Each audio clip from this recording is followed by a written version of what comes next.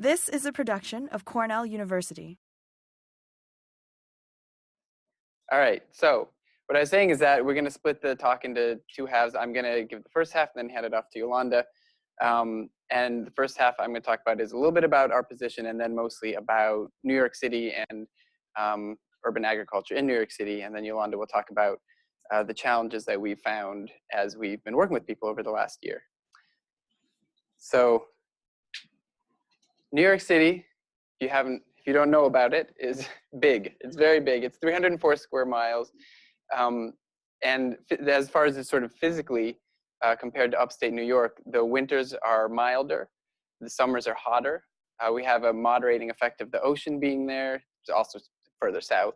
And we have the urban heat island effect. And that's a big factor that we're still sort of figuring out what that has to do with urban agriculture. But it can mean, for example, that in summertime, it means hotter peak temperatures in the afternoon, and it means warmer nights in summer. So sometimes as much as 7 degrees Fahrenheit warmer than just outside the city. So that can be a big factor that we're still sort of figuring out. And then also, it's obviously very populous, biggest city in the country, most densely populated city in the country, and by a pretty wide margin, and very culturally diverse. And that comes with, I mean, you can see a little bit from this map, which is kind of overwhelming, so we're not going to spend too much time on it. But you can see a little bit from each color being different racial and ethnic groups that there's some segregation built into the city, like historical segregation and structural inequalities that come with that, and that overlays a lot with the work that we do.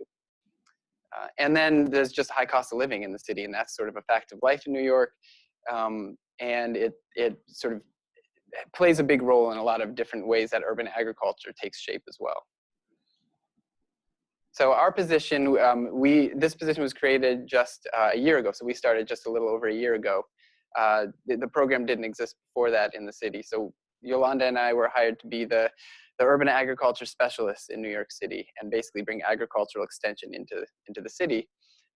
Our sort of central focus is to build educational programs and other support for commercial urban agriculture, and we'll talk a little bit more about what we mean by commercial, or what the description means.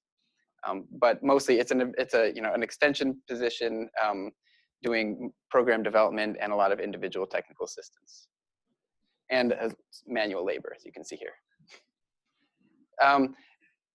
So New York urban, or New York City urban agriculture takes a lot of different forms. We are dealing primarily with what we're calling commercial urban agriculture, what we're classifying as commercial, which is for-profit and privately owned operations like you'd expect, but also includes a lot of nonprofits which are growing produce and selling it, and it goes back into their budget. So we're including them as well. It's a different structure, but we're still calling it commercial. And it also includes a lot of very small operations, backyards, and people selling $1,000 worth of tomatoes within their community. That counts as well. But beyond that, we're not going to spend as much time on it today, but very important other forms of urban agriculture in the city, and community gardens are a really big presence. I'll talk about that in the next slide, but also there are a lot of other nonprofits that aren't selling what they're growing, or aren't selling very much, and most of their food is being donated, like to schools, to food pantries, or just sort of within the community. Community gardens are sort of the foundation of urban agriculture in New York City. They've been around for a long time, and I mean a very long time. And the sort of present day community garden movement in the city really took off in the 70s and 80s, and had a lot to do with green space preservation. And that remains a really important role of community gardens in the city. There are over 700 in total throughout the city. This map just shows Green Thumb Gardens, which is sort of the division of the New York City Parks Department. So they run the largest portion of them, but there are another 100 or 200 that aren't even on this map. But you can see concentrations of them. This is in central and eastern Brooklyn, and in the Bronx, and in Harlem. So when we talk about the operations we work with more often, the farms and the market gardens, you can see a little bit of overlap where this blue, which is nonprofit sites, and up here too, overlap some with where the gardens are. They tend to be in the similar neighborhoods, and that there's a lot of those two go hand in hand. And some of the community gardens are sort of function as a nonprofit farm. which is a whole other sort of topic. But you'll also see that the red dots, the for-profit enterprises, are sort of a cluster here in northern Brooklyn, and that is a lot of hydroponic operations that are in the sort of industrial zones, and then they're scattered around the city. So we found 34, 35 so far, and we think there are others that sort of fit this description. So the nonprofits, like I said, they are growing spaces operated by mission-driven nonprofits, mission besides food production, so education, workforce development, food justice or social justice. And so yeah, some of the food is sold for project revenue. A lot of that money goes right back into paying farm staff. So that's one of the reasons we do think of it as a commercial enterprise, or as a commercial agriculture, because it is economic development in a very direct way. And one thing that we find on a lot of the nonprofit operations is crops being grown with the neighboring community in mind, often because the neighboring community is participating. And so that includes, for example, in Eastern or Central Brooklyn, there's a large Caribbean community. So there are a lot of amaranth greens grown for callaloo, bitter melon, which was brought up from the West Indies. And all over the city, there's a lot of collard greens. And then the other sort of category is the for-profit and privately owned operations. The majority of the indoor and hydroponic operations fall into this category, but they're also the soil-based rooftop farms are more likely to be for-profit. For-profit businesses are more likely to be growing high-value products in the city, so high-end salad greens like you see here at Gotham Greens. Oh, actually, that's basil. Well, high-end salad greens and herbs, they do both. And also specialty enterprises like mushrooms. This on the bottom, this is all hot peppers. And then in order to supplement their revenue, because it's difficult to make enough income just from selling produce in the city, there'll be supplementary revenue from hosting events, consulting on other projects, and people will pay to do tours and workshops on the sites. And also some of these projects, especially the hydroponic ones, will have venture capital behind them, which we'll get into more. So the other way that we sort of look at the two different, or another way of dividing categorizing the urban agriculture enterprises in the city is sort of indoor versus outdoor, to kind of oversimplify it. And so indoor being, in our case, sort of shorthand for controlled environment agriculture, or CEA, which is an acronym we'll probably say a few more times.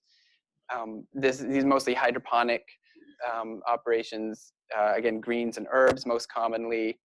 A lot of them are startup enterprises with investment behind them. Either the owner put their own capital into it and they had a lot of capital, or they brought in venture capital. And this includes a few alternative enterprises, which include aquaculture and mushrooms. And I should mention this is Square Roots, which is one that gets a bit of press. This is in a shipping container in Brooklyn. There are a bunch of shipping containers. This is just one of them. And then the other side of that operation type being the soil-based or outdoor farms, which can be at ground level, or some of them are on rooftops where they brought the soil up. These are more likely to be nonprofit, or maybe they're for-profit, but they have a similar mission sort of built into it. And they're more likely to be diversified vegetable operations. So really, this example here, Staten Island Family Farm, is obviously it's on Staten Island, and it's one that you walk around there, and Augustine, the farmer, has been there for 20 years. It's an acre or so of what looks like just a miniaturized diversified vegetable farm that could have been in the Hudson Valley. And so there are a number of farms sort of like that, especially around the edges of the city where there's more land available, or where there's basically any land available that you can farm right into that ground. But there are a lot of different sort of soil-based operations.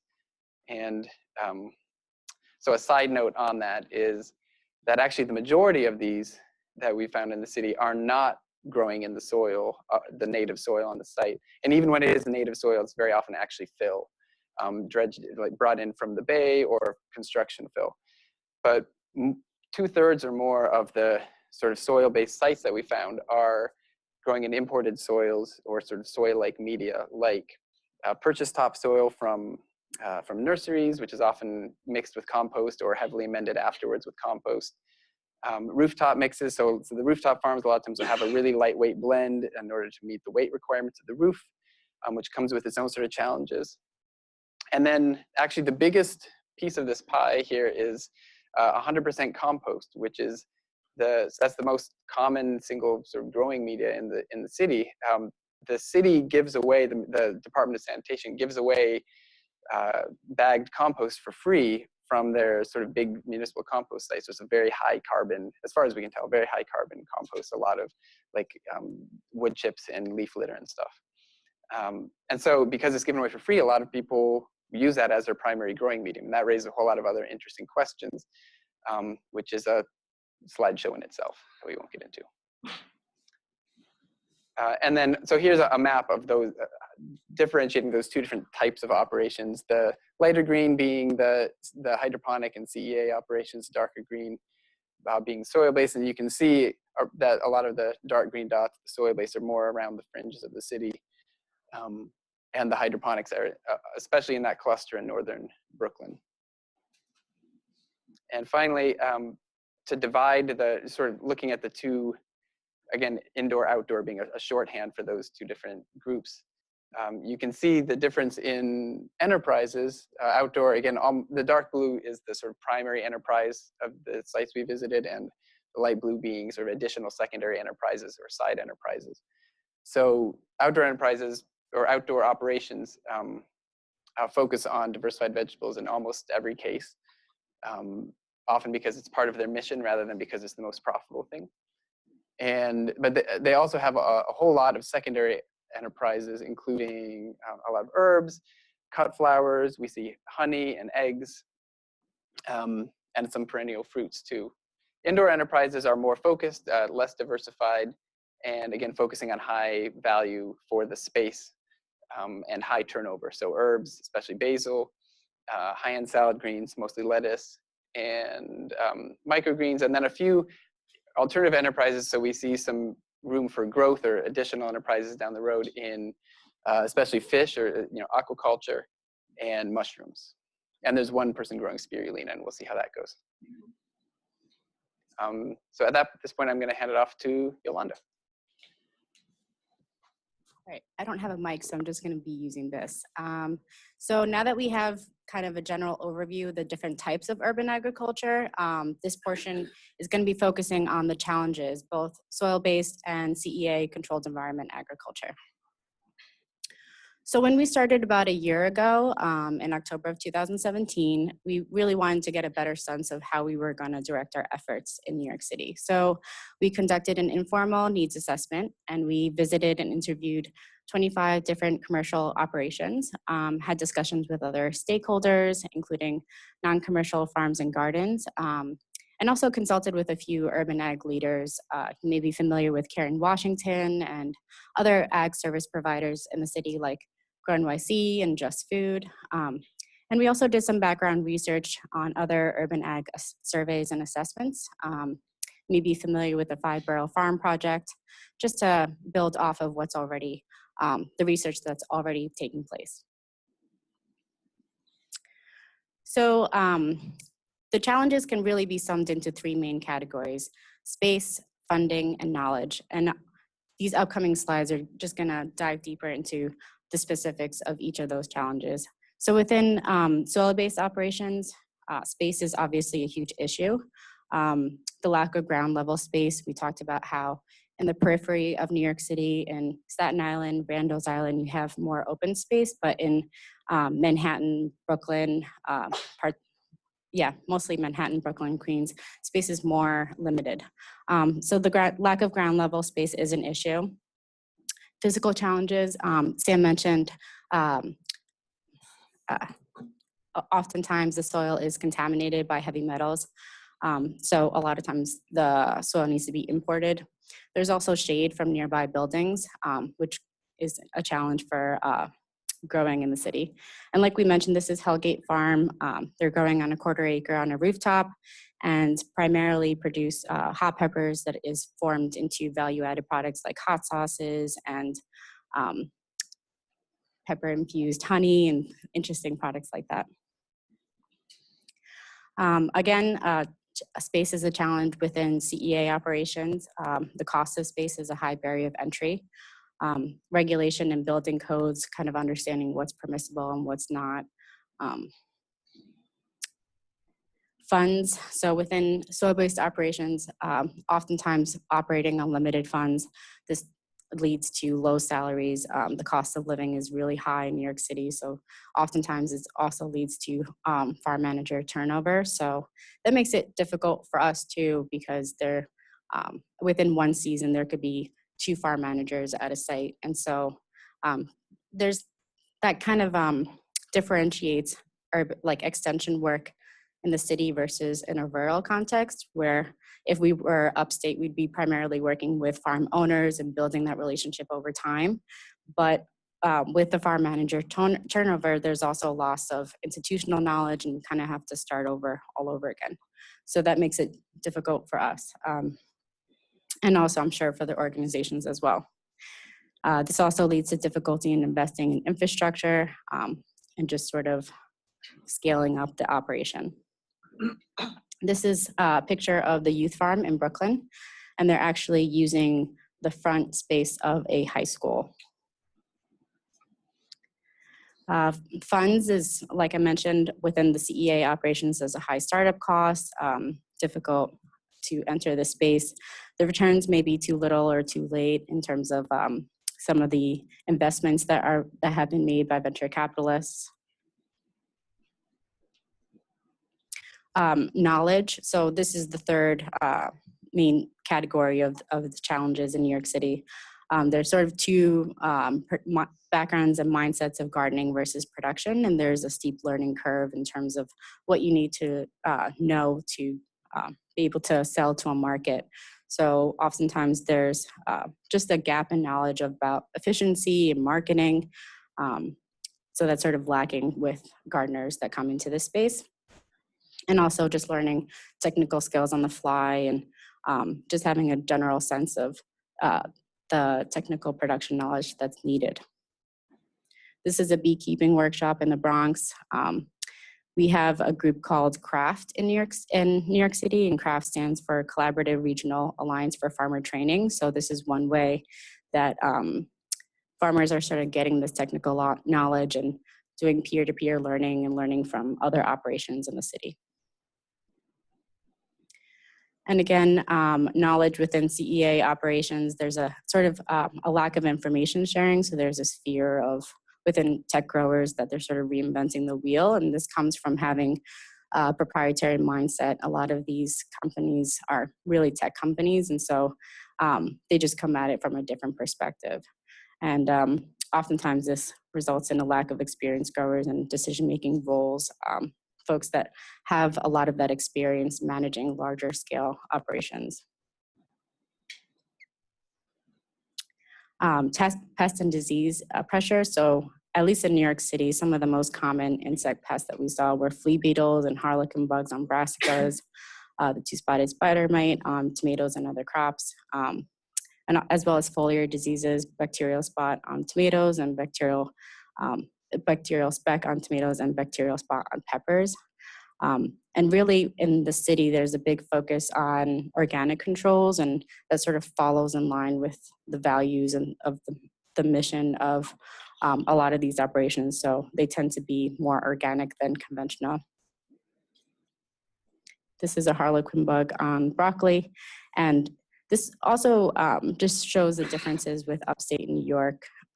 With upstate and downstate, some of the pest and disease pressures are different given the warmer climates.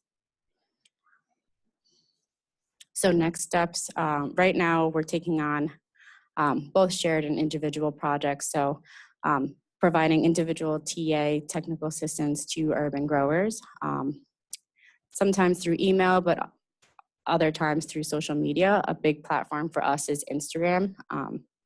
Where we find that that's where we're able to do the most outreach to our target audience. and also focusing on production-oriented workshops and small group learning as we head into the winter, and this is sort of the downtime for farmers. We're entering the grower meeting season. I'm taking on food safety. Some CEA, controlled environment agriculture operations, are focusing on GAP certification so that they can enter new markets. Sam is going to continue his work on soil survey. And yeah, so this photo right here is Bed-Stuy Campaign Against Hunger. It's their Saratoga farm in Brooklyn. And this is an example of on-site TA, so us going out and helping farmers individually in person. So next steps, a few upcoming projects. This is a picture of a mushroom workshop at La Finca del Sur in the Bronx. I'm continuing work on specialty mushroom production in the city, so I've applied to a couple federal grants to create a network of mushroom educators throughout New York City. We're also trying to connect CEA growers, sort of fostering more collaboration and network sharing amongst this group that tends to be proprietary based. So that is done like through meetups and roundtables. We're also trying to find more sites for research and field trials, as well as developing a newsletter where we can sort of continue to do this outreach to our network and our target audience of commercial growers in the city. And so this is our Instagram handle. We have over 500 followers right now and our email addresses. And yeah, that's about it.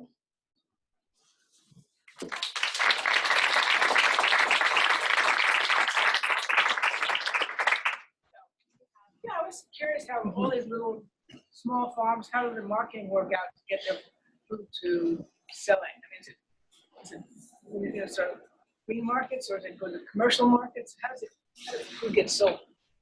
Okay, so the question was about markets and the different marketing outlets that these operations sell into. So it really varies from operation to operation, but I'll give you an example. Brooklyn Grange has a farm stand like on the weekends, and so folks come up to the rooftop and buy their produce there.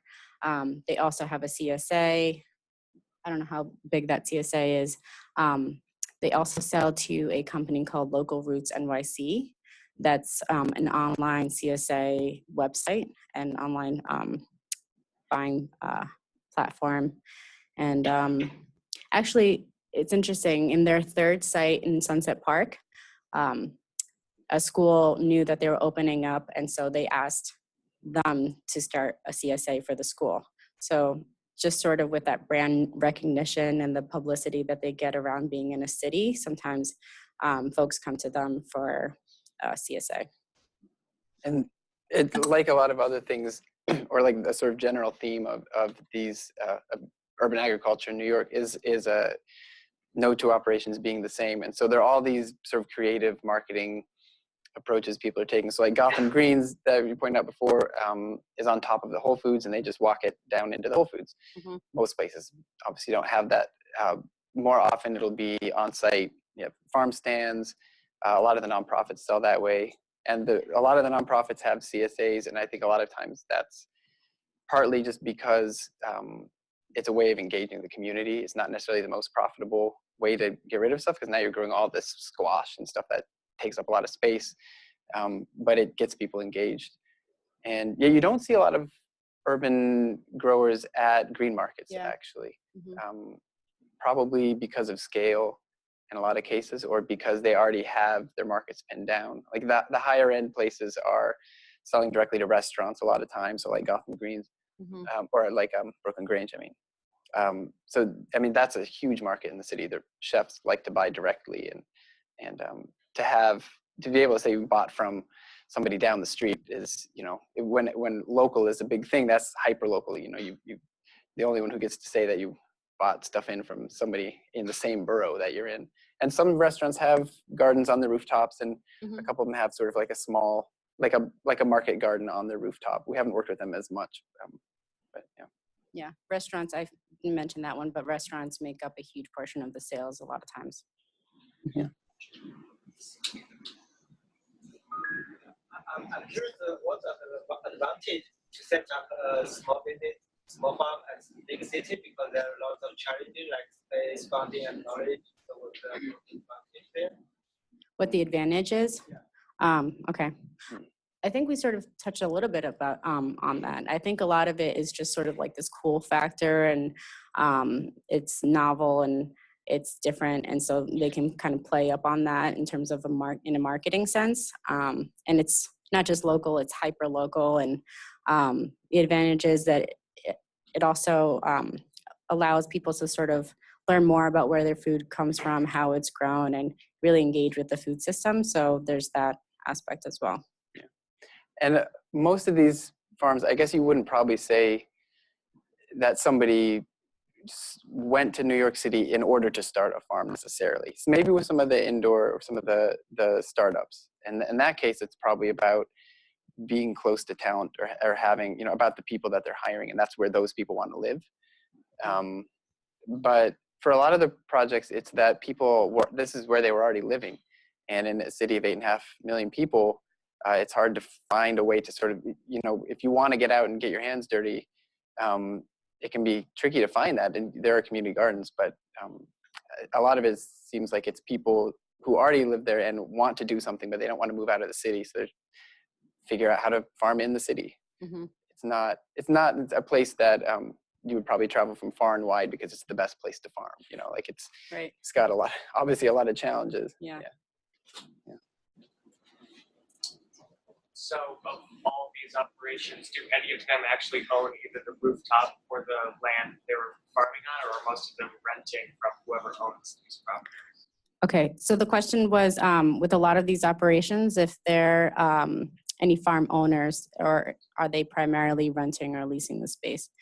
Primarily renting or leasing the space. They work out some sort of contract or negotiation with the building owner. And that arrangement looks different with every operation. There was a hydroponic facility on top of an affordable housing unit. A building owner, in the case of Gotham Greens, is Whole Foods, so they have their own relationship. Hellgate Farm, that photo that I mentioned, where they're growing peppers, hot peppers, that's like, it was like through a friend. I'm trying to think of other arrangements. It's hard to think of any case where the operator owns the land. Land is just really expensive, and I'm not sure mathematically you can make it work as a business if you need to purchase the property first, except maybe there might be some areas around the fringes or something.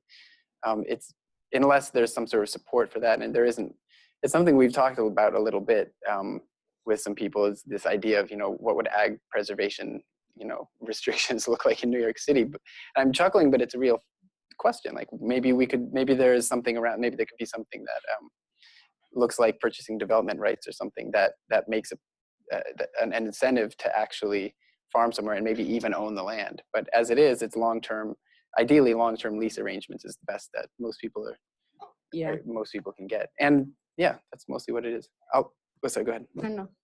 Just a lot of it is on parks land. That's one of the common, probably the most common landowner for these operations. And so the community gardens very often are on parks land. Green Thumb is part of parks. But also parks own some properties that were sort of grandfathered into the Green Thumb program that were bigger and that are community farms or nonprofits. And there are a couple of examples of for-profit farms that are on parks land as well. Yeah. And also, I was just going to make a comment about rooftop farms. So the example that I gave about Brooklyn Grange, Ben Flanner, the director of agriculture there and the co-founder, he did a lot of cold calls. So he sort of focused on areas that would be able to have the adequate weight-bearing capacity. So he focused first at a location in Long Island City, and then the second one, it was in the Navy Yard. So focusing on buildings that can withstand that kind of load. And it was really just cold calling. Just there's no directory to really go off of. So. I'm wondering if you have any collaborations with some other stakeholders. In other words, I've seen the USDA bringing in farm stand things in Harlem and other food insecure places. So USDA helping you guys out, or how about some of the botanic gardens? Anybody else helping you out, or? Yeah, so they were part of the 25, I don't know if they were included in the 25, but we definitely did visit a lot of botanical gardens. Where we didn't mention this, but we are co-located with the USDA and Ag and Markets on the same floor in our building at 55 Hanson in Fort Greene. And I'm trying to think of specific collaborations. There are probably so many right now. There are too many. Yeah, it makes it hard. A lot of our time is talking with stakeholders all over the city, and it's very often. I mean, you're mentioning like work in food insecure neighborhoods, so it's very often it's justice oriented, or social justice, racial justice, sort of all combined into food justice. That's maybe one of the biggest umbrellas of the different organizations we work with, and I know there are probably at least 20 that we could rattle off. But also, and then there's also other sort of farmer support that was in place. So there's community garden support, Green Thumb being the biggest player there. And we're mostly sort of letting them do that because they're, like we said, there are hundreds of community gardens and there are two of us. It would be pretty tough for us to keep up with that. And Green Thumb sort of has it covered anyways. But there's also Grow NYC, which is a city program. They have a program called Farm Roots, which is a farmer training initiative that they've had for a number of years. And there's a program called the Farm School, which is another sort of urban farmer training program. And so those are both sort of in place, run as, sort of nonprofits or city programs for farmer training. It's such a big city that there's a lot of room for more players. And so part of what we've been doing in working with a lot of these stakeholders is figuring out how we can support them, and that as we enter the space where a lot of people have already been, a lot of our role right now is support for all sorts of other groups, figuring out how we can support other groups rather than trying to do what they're already doing. Right. Yeah. So I'm sorry, the USDA is still helping you, and botanical gardens are still involved? Yeah. I mean, we've been working with some botanical gardens. I mean, they sort of have their own gardening. They're another place that works more with gardeners, I guess, than farmers. But we've definitely been visiting them, and we have people we work with there. Yeah. USDA, I guess, less directly, but we do have a USDA FSA rep on our floor who works with a lot of the same people that we do. So we do collaborate there. Some of these mission-based nonprofits, what their mission is? Is it just to provide like local farming and local jobs, or just go beyond that? So the question was what the mission is of these mission-based groups, right? And if it's, what were the examples that you were saying? I said if it's just like about bringing local produce or local training to people in the city, or if it extends beyond that to who they're hiring and the specific communities that they're in. Yeah. A lot of it is, so the one of the big missions is food access, is growing food to either just to be donated or to be sold at a lower price than you'd normally find it. And also to grow culturally appropriate food. So that's where like amaranth and bitter melon and things like that come in. Stuff that's hard to find at the grocery store that the surrounding community really would like to have and has been asking for. And so, yeah, amaranth is a really popular thing. And so that's one, so food access being one part of it, access to healthy food. A lot of that is educational. And that's the other sort of overlapping big mission is education. So there's a lot of youth programming, a lot of summer programs. Summer obviously lines up nicely with the growing season.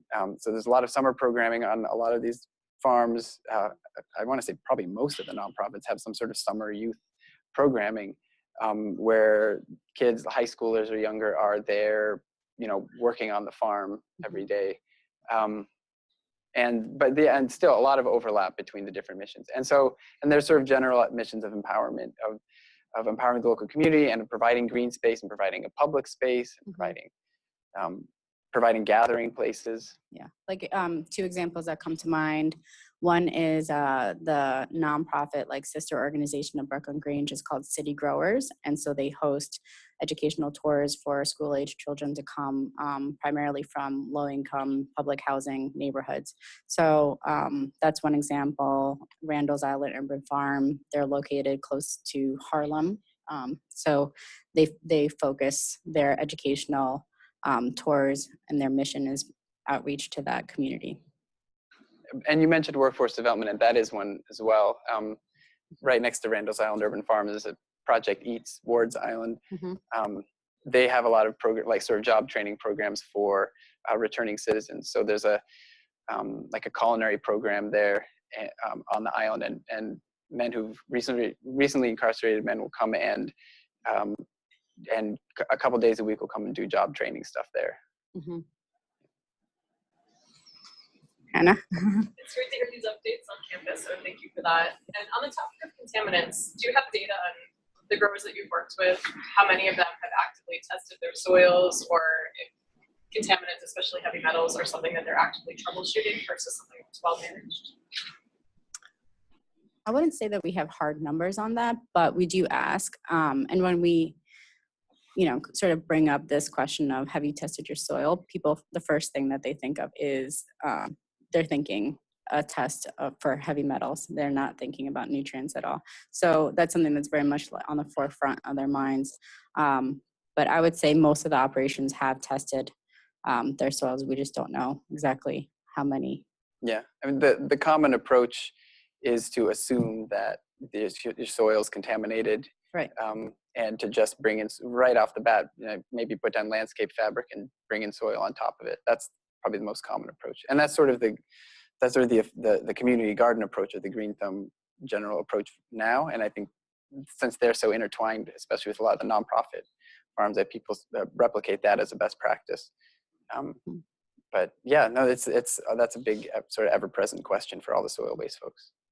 And just as a follow-up to that, are you finding that access to resources like clean soil and compost is an issue for your growers, or are they starting to find the materials that they need and successfully getting them and growing them? That's a good lead into a project, that we're starting to connect with. But first, the question of if they're having trouble accessing the stuff, accessing growing medium. Generally, that's why people grow in 100% compost, is because they can get it for free. The city can drop it off. Maybe it might not be dropped off when they want it, but they get it and it's free, and they don't have to pay hundreds or thousands of dollars to have it delivered in from a nursery out of the city. So there's that. It's just a matter of just having the money. But so there is this project that's being started up it's called Pure Soil NYC, but built on what's called the Clean Soil Bank that already exists in the city. I can go back to that. Yeah, is there a slide? Yeah, it was early on. Oh yeah. When we talked about manual labor. That's right. That's what we were working on. Yeah, that's what this is, right? Yeah. So this is a test site of I'll back up. The Clean Soil Bank is a project that sort of already existed in the city. It was being rolled out, which wasn't for growing space. It was just for clean fill. So the idea being that if the topsoil, if you assume that the top however many feet are contaminated, that below that, because lead especially isn't that mobile in the soil, that if you go deep enough, it's not going to be contaminated. Clean. And yeah, it's clean in that way, right? Hence the name. So for people who needed to build a berm in front, by the ocean or something, who needed fill material that they knew was free of contaminants, then they would get stuff being dug up from a foundation of a construction site, which is obviously it's happening all the time around the city. There's all this clean fill being dug up and being hauled out of the city and dumped in, somewhere in New Jersey probably. We assume that's where most of the stuff gets dumped. And so it just gets trucked out of the city and then trucked back in for people who need fill. So they were setting up this bank to connect them directly, so that it would go directly from one site to another. It's not much use for gardeners because that soil is, totally free of organic matter basically, and lifeless essentially. And so the idea for Pure Soil NYC that the governor's office, or not governor, the mayor's Office of Environmental Remediation is putting together is to take that soil, take the sort of like best that they can find of that soil. I'm not exactly sure how that's figured, and mix it with compost and then deliver that for growing in. So that's what's happening here. We're helping to mix the clean fill. That's I think a pile of the fill with compost. And so somebody that we've worked with a little bit in the cities was doing this trial, trying like 0% compost, 10, 20, 30, and growing stuff in it and seeing the difference. And you definitely can see the difference. 0% does not work very well. Although a little bit better than you would expect, but not very well. Yeah. And so up there, so finding that sort of like sweet spot of what's the ratio. Of course, the compost and the fill are not uniform around, the sources are not going to be uniform. So it's all going to be a little bit approximate. But we've been finding ways to work with them, and we're talking about maybe some field trials to figure out like how to make use of that soil and how can you make that work. We're not going to come in and say don't do it, because they're going to do it. We want to come in and figure out how we can help make it work. Yeah. Your map of locations seem to have a cluster on the Lower East Side. Oh yeah. I wonder if you could talk about what that is, and you sort of spoke about places being located near cultural communities. I wonder if you could talk about the built environment or constraints. Does shade play a factor? Subway lines, things of that nature, and where these are actually located? In terms of community gardens or the commercial operations, or both? Both. I mean, just why is so much of Brooklyn kind of a desert, and there's so many on the north side of it? Are there any patterns that you could describe? So for community gardens, well, so that big empty area in southern Brooklyn is more sort of yards, and it's just different. We've been wondering the same thing. Yeah. To a certain extent, yeah. And yeah, just looking at it now, like Bay Ridge, Sheepshead Bay, it tends to be more residential, and you would think that there would be more urban ag happening in those areas, but I think I'm not really sure. The clusters in the Bronx, Harlem, and central and eastern Brooklyn correspond very closely with the earlier crazy colored map. That those are historically Black communities, well, present day and historically. And so a lot of work has been focused there because those are areas that had been systematically underserved for decades. And so now that's one thing, is that people sort of in some cases pushing back against development, and gentrification is a other huge factor in a lot of these places, that have gone into neighborhoods where people had started up their own community gardens in a lot of cases. I mean, in the Bronx, definitely, but also in Brooklyn, people had started up their own community gardens in just vacant lots. And then developers that started to make the surrounding community more desirable, and developers started to want to move in. And of course, the open spot is the garden. And so that's one of the ways that the community garden movement has played a really big role in the city, is in basically just fighting developers. They've been fighting against developers for 40 or 50 years now. So I know that's sort of a long way around it, but yeah. And when you think about historically, community gardens were sort of like a reaction of the economic crisis happening in the 80s in New York City, and so a lot of times it was survival. It was trying to have some open space so that you can grow your own produce and just be able to survive in really difficult times. I think we have time for one more question, and I'd just like to ask, what are your hopes for urban ag in New York City in the next 5 years? Oh man. Oh man, we're Maybe prepared you can for that. continue that over lunch. Yeah. That's a big question. Yeah. Well, something that comes to mind, there's a lot of work right now happening in the policy realm. So we would hope to see, at least for me, and maybe I could speak for you, is bridging this divide between soil-based groups and CEA, controlled environment agriculture groups. So there tends to be this divide where, mission-driven versus profit-driven, and it has been at times contentious. So we would like to see within the next 5 years those groups working with one another and collaborating and not being so divided. Yeah, that was something we started noticing, before we even started our job, and has been a constant sort of presence in our work. Mm-hmm. Yeah, and maybe just a sort of stability, I guess, in something that would give, and this would also sort of would go to policy, I guess. But but if we're talking about hopes, community gardens have this challenge, but a lot of the soil-based farms as well, like just tenure, just because you don't own the land, a sort of tenuous situation can exist there. Mm-hmm. And then on top of that, just the funding challenges. So for the mission-driven farms, funding is a challenge in almost every case, if not every single case. And so if there's, maybe a more secure funding stream or something, and we look for, how we can help all of these projects. And if they're if it's for profit, we're trying to help the bottom line. A lot of times that's sort of an easy way for us to, a thing for us to focus on. But with the nonprofits, I'm talking about it more because it's a little more complicated.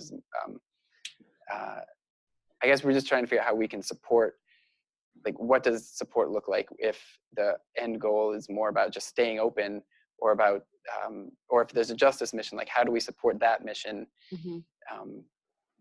Yeah, I don't know. I guess we just have a lot of questions. My hope in 5 years is to have answers to all of the questions I just asked. Yeah. Yeah. This has been a production of Cornell University, on the web at cornell.edu.